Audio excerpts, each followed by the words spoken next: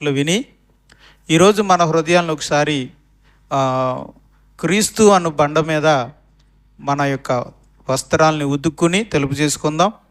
Mark సువార్త 7వ అధ్యాయము 6వ వచనం.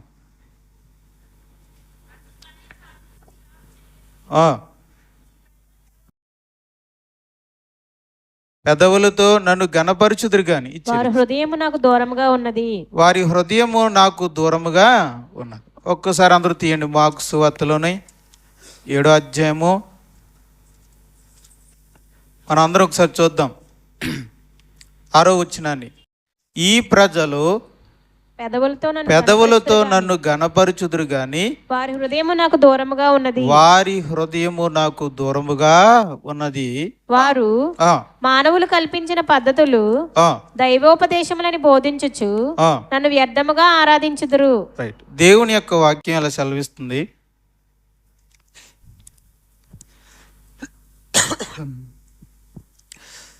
ఈ ప్రజలు, ఇది దేవుని ఆక్షేపణ.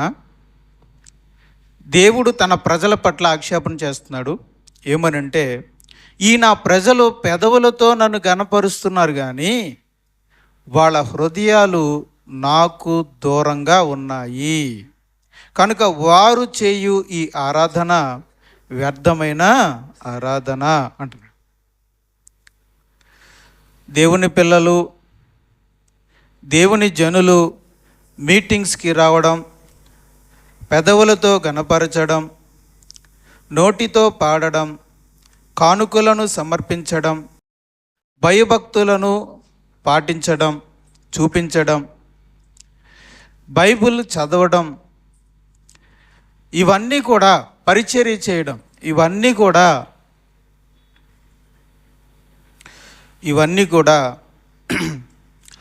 దేవునికి మన హృదయాన్ని దూరంగా ఉంచి చేసినట్లయితే వ్యర్థమైన ఆరాధన అంటున్నాడు. నన్ను గణపరచడం, నన్ను నోటితో పాడడం, కానుకలు అర్పించడం, భయభక్తులు చూపించడం, మీటింగ్స్కి సంఘ సహవాసంలోకి రావడం, కూడికల్లో పాల్గొనడం, ఇదంతా వ్యర్థమైన ఆరాధన, వ్యర్థమైన భక్తి అంటున్నాడు. వ్యర్థము అంటే యూజ్లెస్, ఉపయోగం లేనిది, నిష్ప్రయోజనమైనది అని, దేవునికి సంతోషకరమైనది కాదు. దీన్ని చాలా సీరియస్గా తీసుకోండి. ఎప్పుడైతే మన హృదయం దేవునికి దూరంగా ఉండి మనం ఇవన్నీ చేసినా సరే మనం చేయు భక్తి వ్యర్థం, మనం చేయు ఆరాధన వ్యర్థం, మనం చేయనదంతయు నిష్ప్రయోజనం, దేవునికి సంతోషకరము కాదు. ఎందుకు అనంటే మన హృదయాలు దేవునికి ఎలా ఉన్నాయంట? దూరముగా ఉన్నది అని.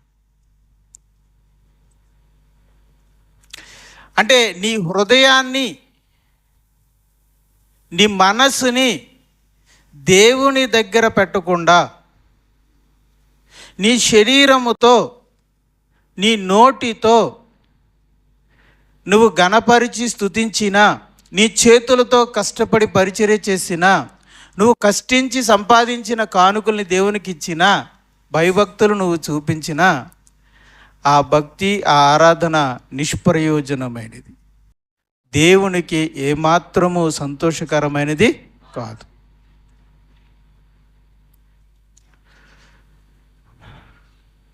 సమస్య ఏంటంటే,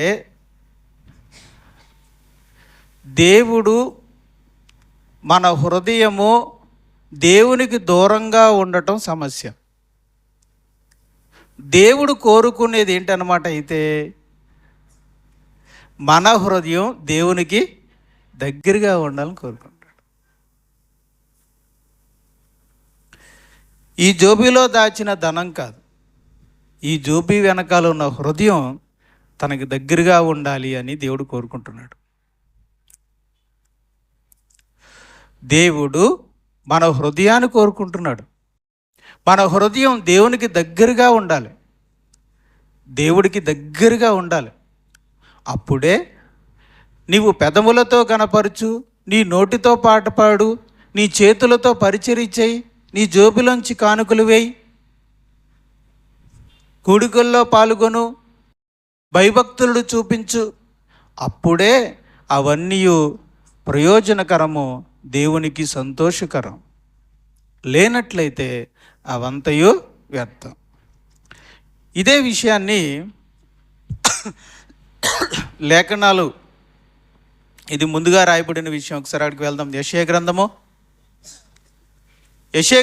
29వ అధ్యాయము 13వ వచనాన్ని ఒకసారి చూద్దాం. ప్రభు ఇలాగ సెలవిచ్చి ఉన్నాడు. యెషయా గ్రంథము 29:13 వచనం.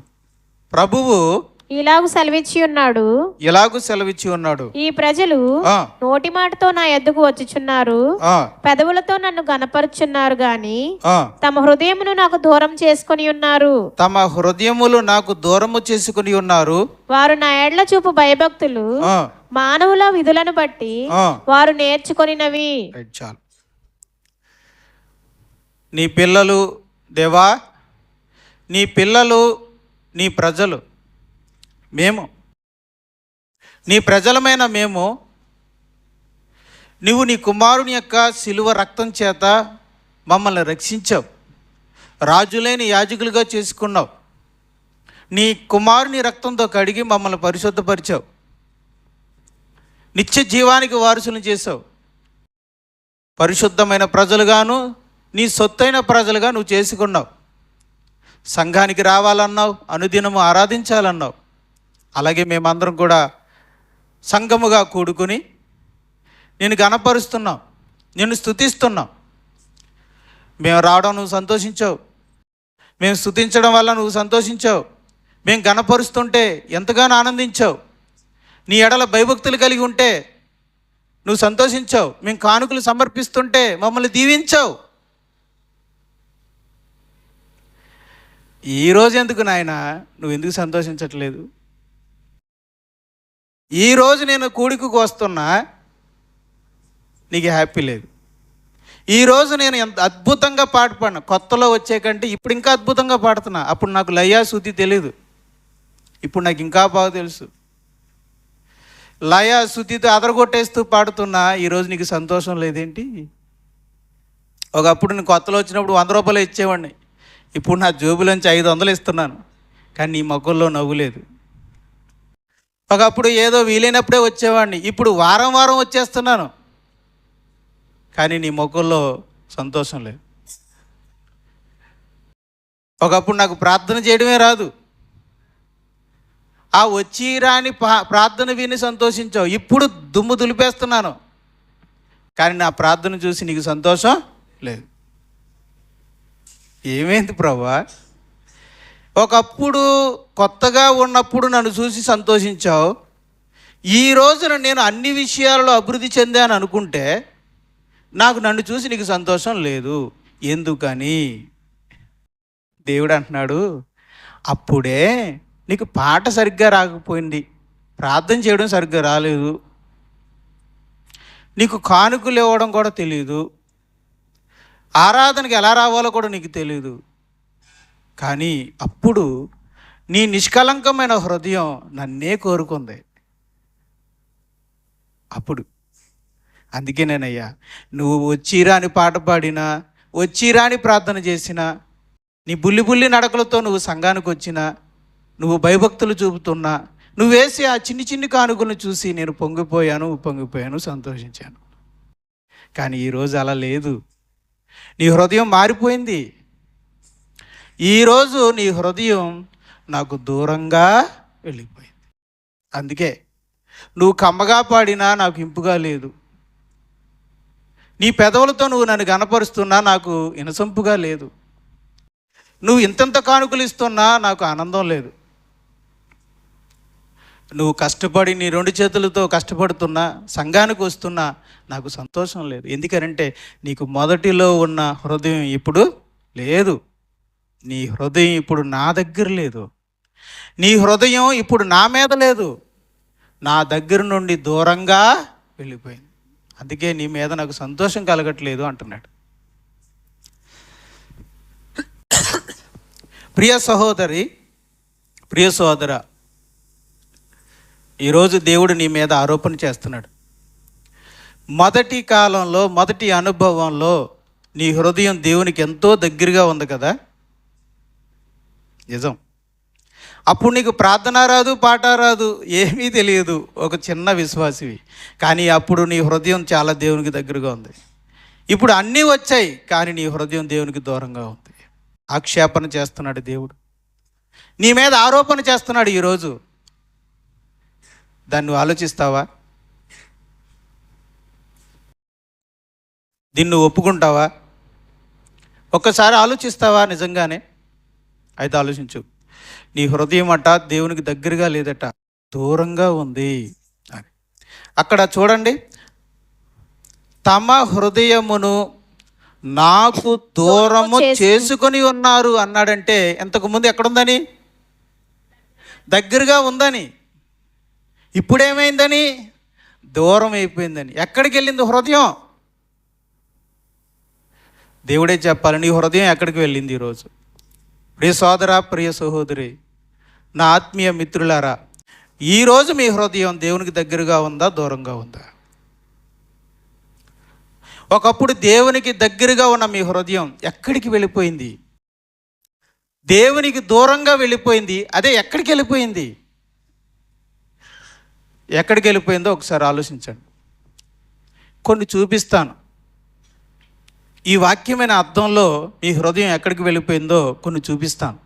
ఆ అర్థంలో మిమ్మల్ని మీరు చూసుకొని, ఒకవేళ అది నిజమైతే, అందులో ఏదో ఒకటి నిజమైతే, తప్పగా ఈరోజు మిమ్మల్ని మీరు సరిదిద్దుకుని మీ హృదయాన్ని దేవుని దగ్గరికి మరలా తీసుకొస్తారని ఆశిస్తూ ఈ వాక్యాన్ని కొనసాగిస్తున్నాను. మొదటిగా మత్తయి సువార్త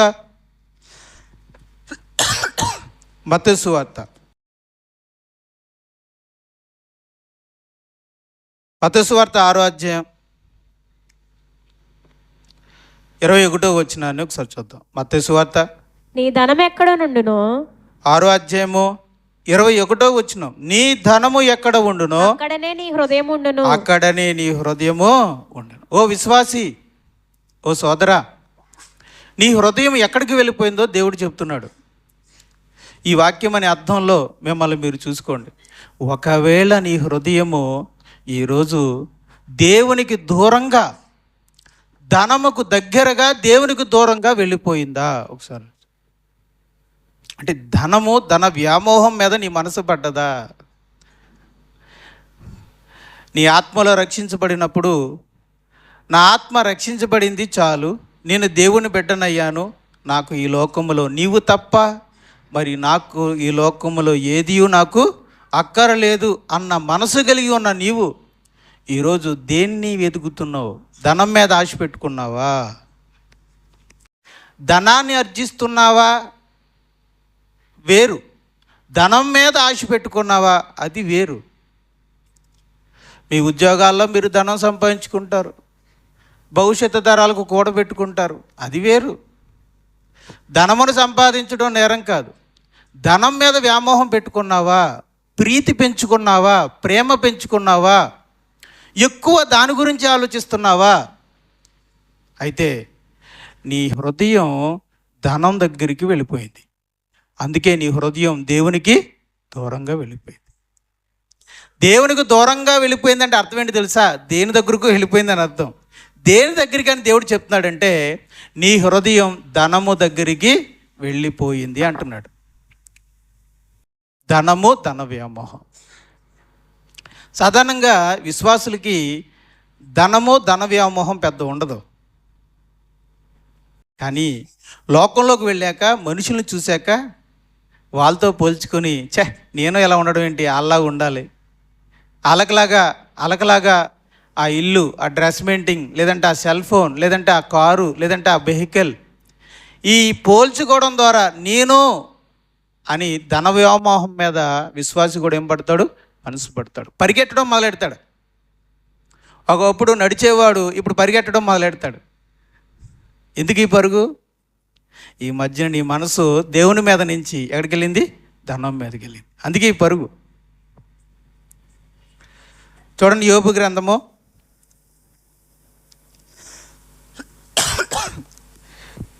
యోబు గ్రంథాన్ని తీస్తుండండి, మీకు ఉదాహరణ చెప్తాను. గేహాజీ అంట నయమాను రథం వెనకాల పరిగెడుతున్నాడట. గేహాజీ ఎవరు? ఎలీషా ప్రవక్త శిష్యుడు. ఎవరి రథం వెనకాల వెళ్తున్నాడు? ఓ గేహాజీ, మనం అడుగుదాం గేహాజీ గారిని, ఓ గేహాజీ, ఇశ్రాయేలుకు ప్రవక్త అయిన ఎలీషా యొక్క ఘనమైన శిష్యుడా, రాబోయే ప్రవక్త, ఏటయ్యా నువ్వు ప్రవక్తల ఆశ్రమాన్ని విడిచిపెట్టి దేని వెనకాల పరిగెడుతున్నావు? నేనా? నయమాను వెనకాల రథం వెనకాల పరిగెడు. ఏమయ్యా నీకేం పరిగెడుతున్నావు? ఎందుకు, నీకేంటి ఇప్పుడు అవసరం అంటే, నయమాను ధనమును నేను ఆశించాను. గేహాజీ నయమాను ధనమును ఆశించి నయమాను వెనకాల ఏం చేస్తున్నాడు? పరుగు పెడుతున్నాడు. ప్రవక్తల ఆశ్రమంలో కూర్చుని ప్రార్థన చేస్తూ దేవుడు ఇచ్చే దర్శనాల కొరకు కనిపెట్టవలసిన వాడు, దేవుని కొరకు వేచి చూడవలసిన ప్రవక్తల శిష్యుడు దేని కొరకు పరిగెడుతున్నాడు? నయమాను ఇచ్చే బహుమానం కొరకు పరుగులెడుతున్నాడు. అంటే గేహాజీ యొక్క మనసు దేవునికి దూరంగా వెళ్ళింది, నయమాను ఇచ్చే ధనానికి దగ్గరగా వెళ్ళింది. నయమాను ఇచ్చే ధనానికి దగ్గరగా వెళ్ళింది కనుక గేహాజీ యొక్క హృదయం దేవునికి ఏమైపోయింది? దూరంగా వెళ్ళిపోయింది. అంతే. యోబు గ్రంథము 31వ అధ్యాయము, యోబు గ్రంథము 31వ అధ్యాయము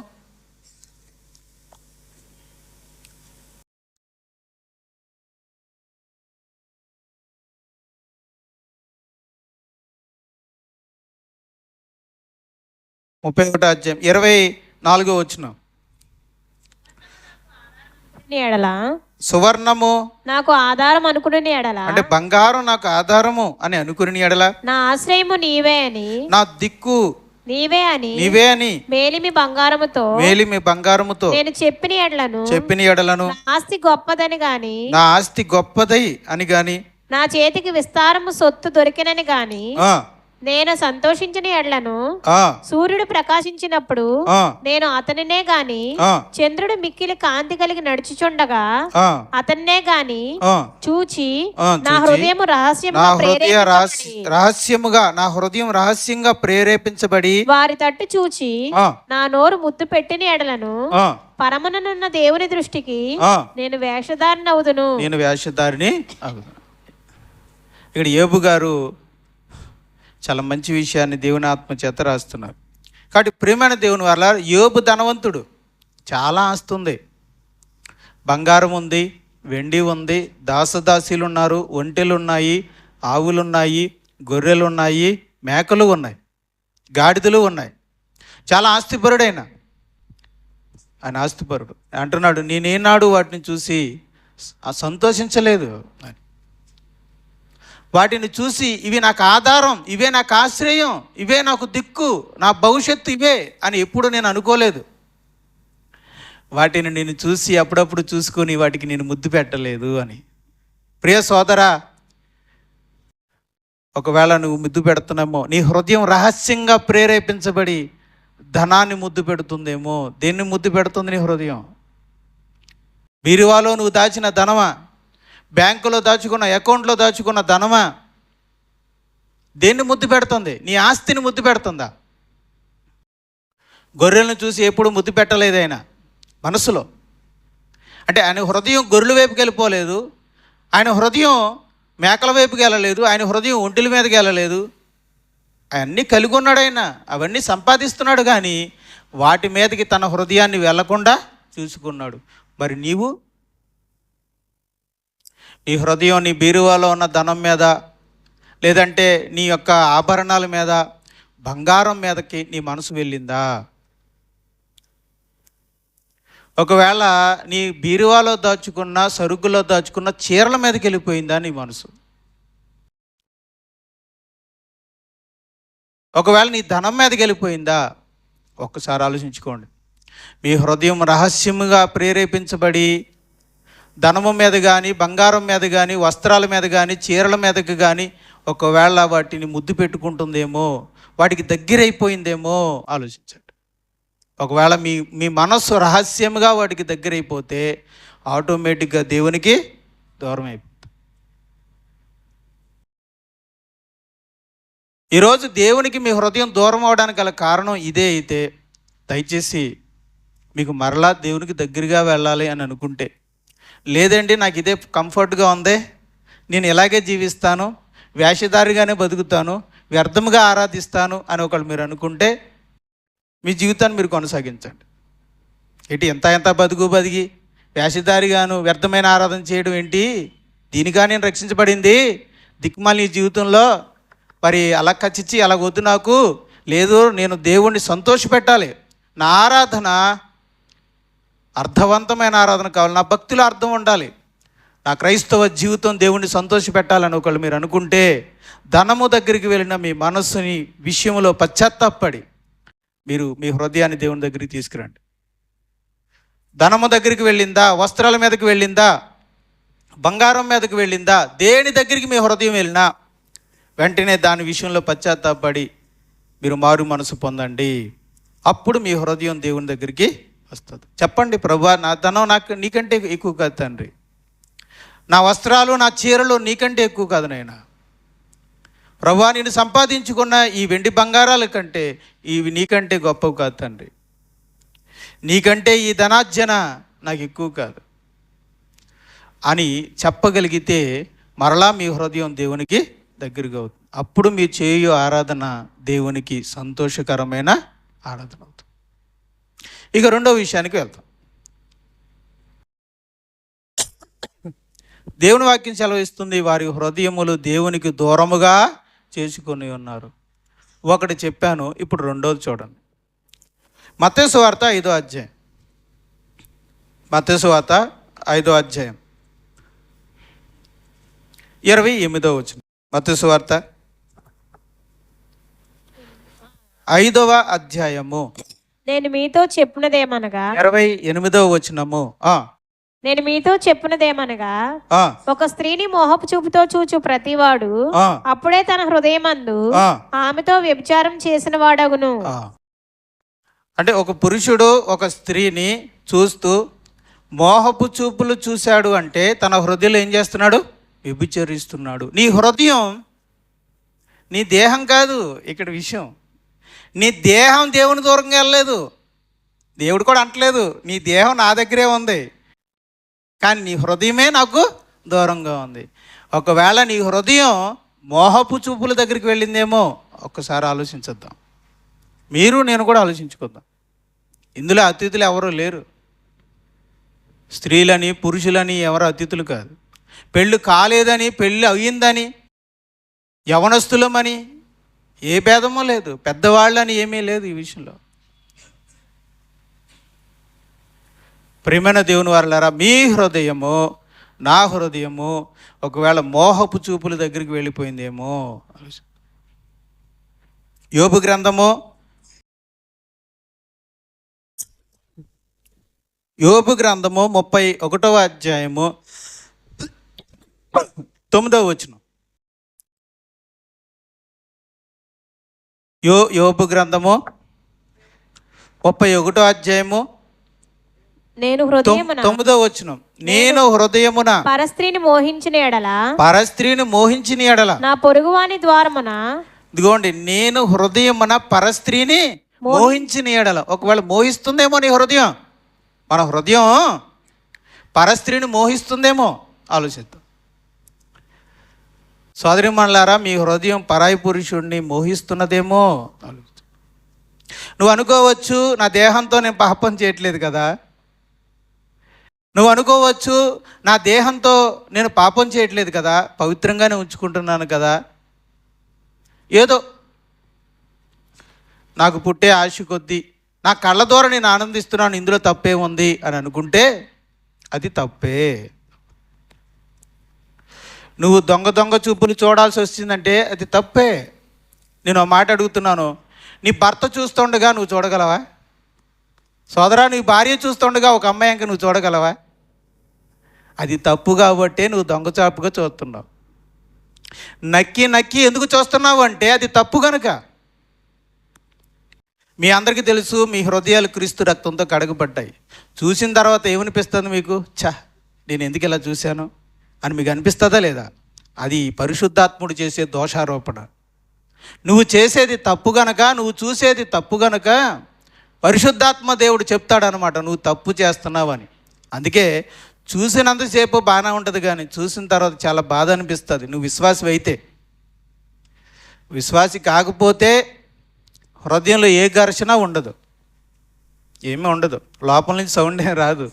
నువ్వు నిజంగా విశ్వాసి అయితే నీ ఆత్మ ఇంకా బతికే ఉంటే గోల పెడుతుంది, నువ్వు ఎందుకు ఇలా చూస్తున్నావని.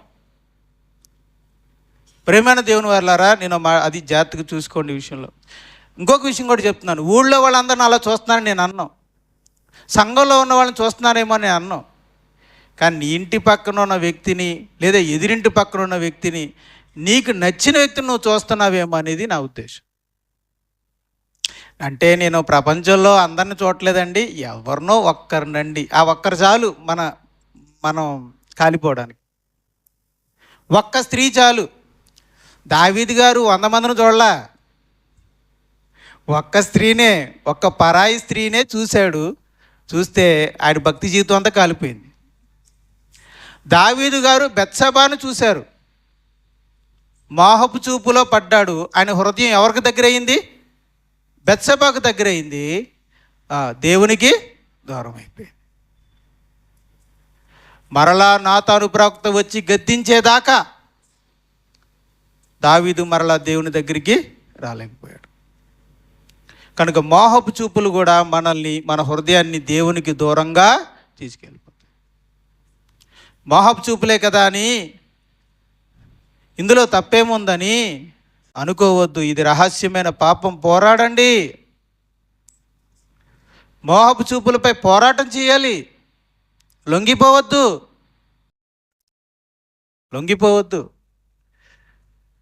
నేను చెప్తున్నాను, ఒక భక్తిపరుడు మోహపు చూపుల్లో మాత్రం పడ్డాడు అంటే క్రమక్రమంగా క్షీణించిపోతాడు. దానికి ఉదాహరణ దావీదు గారే. పాపం తేరగా ఆయన దొరికాడు మనకి. యాక్చువల్గా ఏంటి, మనందరం ఎగ్జాంపుల్స్. కానీ ఏంటంటే మనం చెప్పుకోలేం ధైర్యంగా మన జీవితాలు అలా ఉన్నాయని. కానీ తేరగా దావీదు గారు దొరికారు కనుక ఆయన పెట్టేద్దాం. ఎందుకంటే మరి ఆయనే కదా మరి మనకి తేరగా దొరికింది. కనుక దావీదు గారు మోహపు చూపులు చూశారు, భక్తి జీవితంలో అధోపాతానికి వెళ్ళిపోయాడు. అలాగే మీరైనా, నేనైనా, ఎవరైనా సరే, మీరు మోహపు చూపులు చూడడం మొదలు పెడితే మీరు భక్తి జీవితంలో అలాగే తెగజారిపోతారు. చాలా జాగ్రత్త. మరండి శోధన రాదండి? ఎందుకు రాదు? యవనస్తులు మొదలుకొని పెద్దవారి వరకు అందరికీ శోధనలు వస్తాయి. దేవుని వాక్యం చెప్తుంది, జార స్త్రీకి దూరంగా పారిపోము అని. నిన్ను ఎవరు శోధిస్తున్నారో వారికి దూరంగా ఉండు. నీ తల తిప్పుకో. వ్యర్థమైన వాటిని చూడకుండానట్లు నా కన్నులను త్రిప్పువేమో అన్నాడు. తిప్పేసుకోవడమే. సాతానుని ఎదురించుడి, వాడు మీ వద్ద నుండి, జార స్త్రీని ఎదిరించుడి అన్నాడా? నువ్వే పారిపో అన్నాడు. ఇప్పుడు ఎవరు బలవంతులు చెప్పండి? నిన్ను శోధించే స్త్రీయా, నిన్ను శోధించే సాతానా? వీళ్ళిద్దరిలో ఎవరు బలవంతులు? నిన్ను శోధించే స్త్రీయే బలవంతురాలు. మరి బైబిల్ అదే అన్నాడు, సాతానికి ఎదురెళ్ళు అన్నాడు. కానీ నిన్ను శోధించే స్త్రీకి దూరంగా పారిపోమన్నాడంటే ఎవరు డేంజర్ అని? వీళ్ళిద్దరిలో నిన్ను శోధించే స్త్రీయే నీకు డేంజరు. మరి ఏం చేస్తావు? ఆవిడ ఈ సంద వస్తే నువ్వు ఆ సంద అంటే వెళ్ళాలి, అంతేగా. నిన్ను ఏ పురుషుడైతే శోధిస్తున్నాడో ఆ పురుషుడికి దూరంగా ఉండు, కళ్ళు మూసుకో. ప్రేమైన దేవుని వారలారా, ఈరోజు మీ అందరికీ తెలియజేస్తున్నమాట, ఒకవేళ మీ హృదయం మోహపు చూపుల ద్వారా మోహపు చూపులు అనే పాపానికి దగ్గరయ్యి దేవునికి దూరం అయ్యిందేమో ఒకసారి చెక్ చేసుకోండి. ఒకవేళ అటువంటి ప్రమాదంలో ఉండుంటే నేను చెప్తున్నాను ఒక సోదరుడిగా, ఈరోజు దేవుని దగ్గర క్షమాపణ అడిగి, ప్రభువా దాని మీద నాకు గెలుపు నువ్వు అని పాదాలు పట్టుకుని వదలకండి. ఆ మోహపు చూపుల మీద గెలుపునొచ్చేదాకా దేవుని పాదాలని వదలొద్దు. అప్పుడు మీ హృదయం ఆ స్త్రీ మీద నుంచి, ఆ పురుషుడి నుంచి ఎక్కడికి వస్తుంది? దేవుని దగ్గరికి వస్తుంది. 3వ పాయింట్, యాకోబు రాసిన పత్రిక యాకోబు రాసిన పత్రిక 4వ అధ్యాయము 16వ వచనం. ఇప్పుడైతే మీరు మీ డంబముల యందు అతిశయపడుచున్నారు. మరి అప్పుడైతే, ఒకప్పుడు మీకు ఈ డంబం లేదు, మీకు అతిశయం లేదు.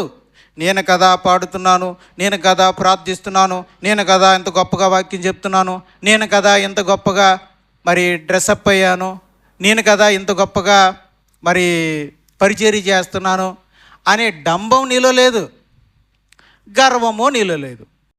కానీ ఇప్పుడు నీ హృదయం డంబం మీదకిని గర్వపడటం మీదకిని వెళ్ళిపోయింది.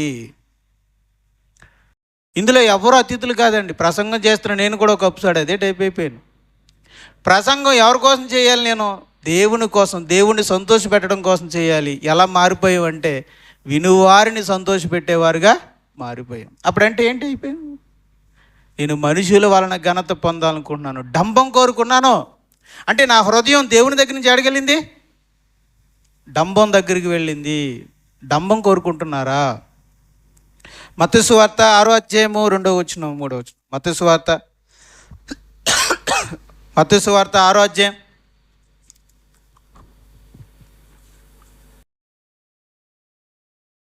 అవునా, నీవు ధర్మము చేయనప్పుడు, మత్తయి సువార్త 6వ అధ్యాయం 2వ వచనం, నీవు ధర్మము చేయనప్పుడు మనుషుల వలన ఘనత నొందవలన వేషధారులు సమాజ మందిరములోను వీధులలోను చేయలాగున నీ ముందర బోర ఊదింపవద్దు, వారు తమ ఫలము పొంది ఉన్నారని నిశ్చయముగా మీతో చెప్తున్నాను. వేషధారులు వాళ్ళ హృదయంలో ఏమనుకుంటారు? మనుషుల వలన ఘనత పొందాలి. వాళ్ళ ప్రార్థన ఎందుకు నలుగురి మధ్య చేయాలనుకుంటారు? వాళ్ళ ప్రార్థన నలుగురు ఎందుకు చూడాలనుకుంటారు? వారి ఉపవాస ప్రార్థన నలుగురు ఎందుకు చూడాలనుకుంటారు? వారు చెయ్యి దాన ధర్మములు నలుగురు ఎందుకు చూడాలనుకుంటారు? వారు చెయ్యి పరిచర్యను నలుగురి మధ్య ఎందుకు చేయాలనుకుంటారు? వాళ్ళు చేసే ప్రసంగాలు ఎక్కువ మంది ఉన్నప్పుడే చేయాలని ఎందుకు అనుకుంటారు? ఎందుకంటే వారు మనుషుల వలన ఘనత నొందవలనని. అంటే ఆ వేషధారుల హృదయం ఎక్కడికి వెళ్ళిపోయింది? పాడే పాట మీద కంటే ఈ పాట ద్వారా మేము కనపరచబడాలనే కోరిక మీదకి వెళ్ళిపోయింది. ఒకప్పుడు కొత్తలో విశ్వాసిగా దేవుని కోసం పాడావు, ఇప్పుడు నువ్వు మనుషుల కోసం పాడుతున్నావు. ఒకప్పుడు దేవుని కోసం ప్రార్థించావు, ఈరోజు నువ్వు మనుషుల కోసం ప్రార్థిస్తున్నావు. ఒకప్పుడు బైబిల్ ఎందుకు చదివావంటే నీ కోసం చదివావు, ఈ రోజున ఎదుటోళ్ళ కోసం చదువుతున్నావు. దేవుడు కూడా అదే అంటున్నాడు. ఫస్ట్లో నువ్వు బాగానే ఉన్నావు, సమస్య ఇప్పుడు మొదలైంది. ఇప్పుడు క్రీస్తు సంఘంలో నీకు ప్రాముఖ్యమైన విషయం నేను కాదు, మనుషులు. నీ పిచ్చి పట్టింది నీకు. ఒకప్పుడు బాగానే ఉన్నావు, ఈరోజు నీకు పిచ్చి పట్టింది. ఏం పిచ్చి అంటే మనుషులు పిచ్చి.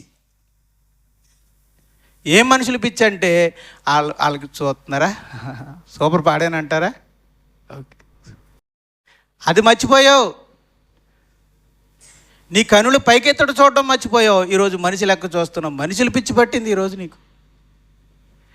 అటు ప్రియమైన దేవుని వారలారా, దేవుడు అంటున్నాడు, డంబము అనే పాపం వైపుకి నీ హృదయం దగ్గరగా వెళ్ళిపోతే నేను నీకు కను. ఏం చెప్పండి? మనుషుల వల్ల ఘనత పొందవలననే వాడికి ఇక దేవుడు కనిపించడు, మనుషులే కనిపిస్తారు. కనుక ఒకవేళ నీ హృదయము డంబము మీదకి, అతిశయించుట మీదకి, నీ డంబాన్ని మనుషుల ఎదుటి కనపరిచి ఘనత వందననే వైపుకు నీ హృదయం ఒకవేళ వెళ్ళిపోయి ఉంటే నీ హృదయం దేవునికి దూరంగా వెళ్ళిపోయి. దేవుడు ఆరోపణ చేస్తున్నాడు ఈరోజు నీ మీద. నానా, ఈ ఒక రోజు నీ హృదయం నా దగ్గర ఉంది, కానీ ఈరోజు నీ హృదయం డంబం మీదకి వెళ్ళింది, మనుషుల దగ్గర ఘనత పొందాలనే పిచ్చి దగ్గరికి వెళ్ళిపోయింది. అందుకే నీ హృదయం నాకు దూరంగా అయిపోయింది. అందుకే నువ్వు పాట పాడినా నాకు ఇష్టం లేదు. నువ్వు ఎంత గొప్పగా ప్రార్థన చేయి, నువ్వెంతగా బోధించు, నువ్వెంత గొప్పగా పరిచర్య చేయి, నీ హృదయం నాకు దూరంగా పెట్టుకుంటే నువ్వు నాకు నచ్చలేదు అనేస్తున్నాడు దేవుడు. అదే చెప్తున్నాడు అక్కడ, వ్యర్థమైన ఆరాధన అంటున్నాడు. దేవుని మనం మోసం చేయలేం ప్రియమైన దేవుని వల్ల. సో 4వ వచనం, 4వ పాయింట్ చూద్దాం. సౌలు మహారాజు దేవుణ్ణి చూసినంత, దేవుని వలన ఘనత పొందినంతసేపు బాగానే ఉన్నాడు. మనుషుల ఘనత పొందాలనుకున్నప్పుడు పతనం అయిపోయాడు. అలాగే మనం కూడా అంతే. 4వ పాయింట్, ఎఫెసీయులకు రాసిన పత్రిక 5వ అధ్యాయం 15వ వచనాన్ని ఒకసారి చూద్దాం. ఎఫెసీయులకు రాసిన పత్రిక దినములు చెడ్డవి గనుక. ఎఫెసీయులకు రాసిన పత్రిక 5వ అధ్యాయము 15వ వచనం. దినములు చెడ్డవి గనుక. దినములు చెడ్డవి గనుక మీరు సమయమును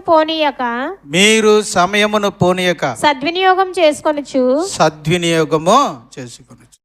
అలాగే కొలసీలకు రాసిన పత్రిక 4వ అధ్యాయం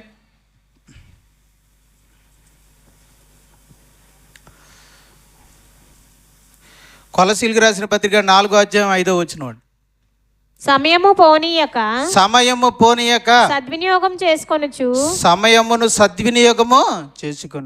రైట్. సమయమును పోనీయక సద్వినియోగము చేసుకొనొచ్చు. మరి సమయమును పోనిస్తే దుర్వినియోగం చేయటం. ఒకవేళ నీ హృదయం సమయాన్ని వృధా చేసే వాటికి వైపుకి వెళ్ళిపోయిందేమో ఒకసారి ఆలోచించు. సోషల్ మీడియా వైపుకి వెళ్ళిపోయిందేమో నీ హృదయం, ఆలోచించు. సమయాన్ని వేస్ట్ చేసే ప్రోగ్రామ్స్, నీ సమయాన్ని వృధా చేసేటువంటి కార్యక్రమాలు, యూదులు కల్పనా కథల వైపుకు తిరిగారట. ఈరోజు నీవు కల్పనా కథలతో నిండిన సోషల్ మీడియా వైపుకు వెళ్ళిపోయేవేమో చూడు. నీ సమయం ఎంత అలా గడుస్తుంది? నీవు నిజముగా సమయాన్ని సద్వినియోగం చేసుకునిచున్నావా? నీ గుండె మీద చేసుకుని చెప్పగలవా? నేను చెప్పగలనా? ప్రియమైన దేవుని వారలారా, నేను చెప్తాను. ఒక విశ్వాసి చక్కగా ప్రార్థనలోను వాక్యములోను ఎక్కువగా గడుపుకుంటూ హృదయాంతరంగాల్లో దేవుని ధ్యానించుకుంటూ బ్రతికినంతసేపు బాగానే ఉంటాడండి. ఇక ఎప్పుడైతే టీవీ పిచ్చి పడుతుందో, సెల్ ఫోన్ పిచ్చి పడుతుందో, ఇంకా మెల్లమెల్లగా ఆత్మీయ జీవితం దిగజారిపోతుంది. దానికి ఎవరో కాదు, నేనే ఎగ్జాంపుల్. నా యవ్వన కాలంలో నేను బైబిల్ చదివినంతకాలం బాగానే ఉన్నాను. మా ఊరికి కొత్తగా కేబుల్ వచ్చింది, అంతే నా దుర్దినాలు మొదలైనవి. టీవీ చూడటం మొదలు పెట్టాం. నా ఆత్మీయ జీవితం చాలా పాడైపోయింది. ప్రియమైన దేవుని వల్ల చెప్తున్నాను, టీవీని ఎక్కువ చూడడం వల్ల, సెల్ ఫోన్లు ఎక్కువగా చూడడం వల్ల, రకరకాల కార్యక్రమాలని, కల్పనా కథలని పదే పదే చూడడం వల్ల మన విలువైన సమయం ఏమైపోద్ది? వ్యర్థమైపోద్ది. దానివల్ల మనకేమైనా ఉపయోగం ఉంటుందంటే ఒక ₹10 ఉపయోగం కూడా, పైగా రీఛార్జీలు నష్టం. మళ్ళీ ఆ డేటాలకి వాటికి బోల్డ్ అంత డబ్బులు తగిలేస్తాం. మనం బైబిల్ని చదివినంతసేపు, ప్రార్థన చేసుకున్నంతసేపు, హృదయంలో ధ్యానం చేసుకున్నంతసేపు, దేవుడి గురించి ఆలోచించినంతసేపు బాగానే ఉంటాం. కానీ ఈ సోషల్ మీడియాకి దగ్గర అయిపోతే మన దృష్టి మారిపోతుంది. ఈరోజు నీ హృదయం గంటల తరబడి, నిమిషాల తరబడి, గంటలు రోజులు సోషల్ మీడియాలో మనం చాలా చూస్తున్నామండి వ్యర్థంగా. చిన్నపిల్లలు కూడా ఎలా అంటున్నారు ఇప్పుడు, అదొకటి అలవాటు. టచ్ స్క్రీన్ ఇలా అంటే ఇంకొక వీడియో వస్తుంది, ఇలా అంటే ఇంకొక వీడియో వస్తుంది. షార్ట్ల ద్వారా చాలా ఎక్కువగా మనం సమయాన్ని వృధా చేసుకుంటాం. ప్రియమైన దేవుని వారలారా, వ్యర్థమైన వాటిని చూడడానికి సోషల్ మీడియా వైపుకి మీ హృదయం వెళ్ళిపోయిందా? చాలామందికి తెలియని విషయం ఏంటంటే, సోషల్ మీడియా ద్వారా జరిగే ఆధ్యాత్మిక నష్టం మరి ఇంక దేని ద్వారా జరగదు. నేను చెప్తాను ఆ విషయంలో. సోషల్ మీడియా ద్వారా జరిగే నష్టం, ఆత్మీయ జీవితానికి కలిగే నష్టం ఇంక దేని ద్వారా జరగదండి. అంత దారుణంగా పతనం చేస్తుంది.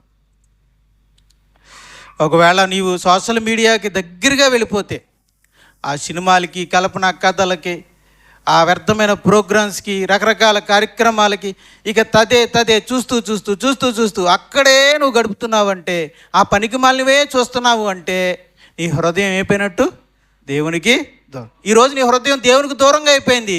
ఎక్కడుంది నీ హృదయం? అదిగో అక్కడుంది, ఆ టీవీ దగ్గర, ఫోన్ దగ్గర ఉంది. అదే దేవుడు ఆక్షేపణ చేస్తున్నాడు.